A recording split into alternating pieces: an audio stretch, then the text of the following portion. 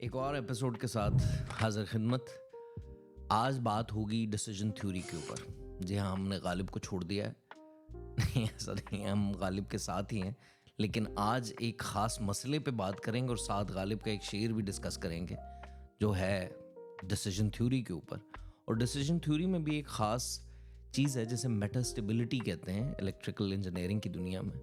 लेकिन कोना फ़लसफ़े की दुनिया में इसे बोगोडॉन्स एस के नाम से याद किया जाता है, जहाँ एक मखमसा, एक दुविधा, एक तज़ब्ज़ुब पैदा होता है जब दो इक्वली दिलकश चॉइसेस के दरमियान फ़ैसला करना हो तब, या दो इक्वली दिलकुश चॉइसेस के दरमियान तब भी।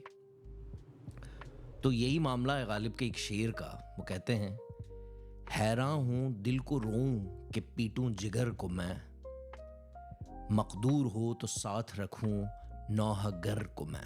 अरस्तु ने किताब लिखी थी ऑन द हेवंस, यानी जो ग्रेटर कॉस्मोस के ऊपर उनका काम है, ट्रीटीज है उनकी, ऑन द हेवंस के नाम से जानी जाती हैं। उसके अंदर इसी तरह के एक किस्से का जिक्र है, और वो है एक ऐसे भूखे प्यासे इंसान की कहानी जो ऐन पानी और खाने के दरमियान में खड़ा है, और क्योंकि मंतक का आदमी है इसलिए दोनों में फैसला नहीं कर पा रहा। और यही बात गजाली से होते, इब्न रुश्द से होते पहुंची है जॉन बुगिडॉन के पास। अब इमेजिन कीजिए, गधा है और वो इसी तरह भूखा भी है, प्यासा भी है, लेकिन मंतक का गधा है और पानी के एक ड्रम के और चारे के दरमियान में खड़ा है। तो अब वो वहीं भूखा मरने वाला है जनाब, क्योंकि अगर वो मंतक का गधा है तो वो इन दोनों के दरमियान डिसीजन नहीं ले सकता। बाबर भाई, अब शेर का मतलब बताइए ताकि हम शेर को थोड़ा समझ सकें। तो यहाँ दिल और जिगर दोनों को गालिब इस तरह से ट्रीट कर रहे हैं जैसे इनके कोई अजीज हैं और मौत वाक़या हो गई है, और इनके पास कशमकश ये है कि ये दिल को रोएं कि जिगर को पीटें, किसका मातम करें। सही है। क्योंकि जो हक अदा करना है वो हक अदा नहीं हो पा रहा है। तो अगर हक तभी अदा होगा जब इनके इनके कंट्रीब्यूशन के हिसाब से इनका मातम किया जाए। लेकिन ये अकेले हैं, और अगर इनके पास पॉसिबिलिटी होती तो ये एक नौहगर भी रखते ताकि दोनों का बराबर बराबर हक अदा किया जा सके, मातम बराबर से किया जा सके। मेरे ख्याल से बस सही। इलेक्ट्रिकल इंजीनियरिंग की दुनिया में इसी चीज़ को मेटास्टेबिलिटी कहते हैं। मसला यही होता है कि 0 और 1 को रिप्रेजेंट करने के लिए सिग्नल दिया जाता है वोल्टेज का, जो अगर किसी तरह उस मेटास्टेबिलिटी पर आ जाए, यानी आप समझ लीजिए कि एक ऐसी वोल्टेज जहाँ पे ये डिसाइड करना मुश्किल हो जाए कि ये 0 है या 1, तो आप एक इनडिसीजन की स्टेट में आ जाएंगे। वो जो मेटास्टेबिलिटी का मूवमेंट है जिसमें जिगर और दिल के दरमियान गालिब खड़े हैं और फैसला करना है कि कहाँ जाना है, यही है हैरान हूँ दिल को रोऊं कि पीटूं जिगर को मैं। हैरान का लफ्ज़ जो है वो आता है दुविधा, समझ लीजिए, मखमसा कह लीजिए, एक ऐसा इंडिसीजन मोमेंट जहां आप दो चीज़ों के दरमियान बटे हुए हैं, उलझे हुए हैं, चाहे वो दिलकश हों या दिलकुश हों। तो फायजा से पूछते हैं, लफ्ज़ हैरान की एटमोलॉजी क्या है, ताकि ये बात समझ में आ जाए कि हैरत जो है वो सिर्फ सरप्राइज के मानों में नहीं आती बल्कि परप्लेक्सिटी के मानों में भी आती है। फिर साथ ही साथ फायजा और बाबर भाई से ये भी समझते हैं कि दिल और जिगर जो हैं वो उर्दू शायरी में क्या अहमियत रखते हैं, जिसके तहत हम ये बात समझ सकें कि जो कॉन्टेक्स्ट है दिल और जिगर के मरने का वो कितना बड़ा है। हैरान हयारा से निकलता है, अरबी के हैरत लफ्ज आता है, इसका इन्फिनेटिव एक तरह से देखें तो जब उसमें हमें कंटिन्यूटी दिखानी होती है तो हम अलिफ नून एंड में लगाते हैं, तो वो हयारान है असल में, फ़अलान के वजन पर हयारान।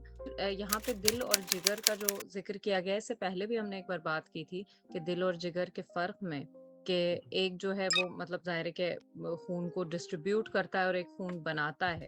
तो यानी اس میں جو جلن ہوتی ہے دل میں وہ اور طرح کی ہوتی ہے، اور جو سوزش جو جلن جگر میں ہوتی ہے وہ اور طرح کی ہوتی ہے.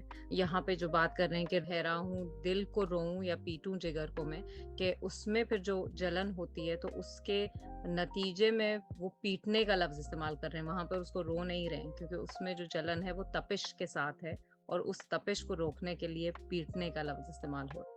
جی ایک بات جو فائزہ نے کہی دل اور جگر کے فرق، تو ایک اس میں فرق اور ایڈ کر دیتا ہوں، ناٹ ریلیٹڈ ٹو دا شعر. ایک جو فرق ہے جو بہت واضح ہے اور شاعری میں بہت زیادہ دکھتا ہے، وہ یہ ہے کہ دل کے پاس زبان ہوتی، جگر کے پاس نہیں ہوتی. لیکن جگر کا کام صرف برداشت کرنا ہے، تو اس لیے وہ بریوری کے لیے زیادہ ایسوسیٹڈ ہوتا ہے، بہادری دلیری کے لیے. اور دل جو ہے وہ ایموشنز، جذبات، ان سب کے لیے. دوسرے مصرے میں لفظ مقدور اور نوحگر آ رہا ہے، تو چلیں اس پر بھی فائزہ سے پوچھتے ہیں کہ ان کی ایٹمالوجی کیا ہے اور یہ کہاں سے آئے.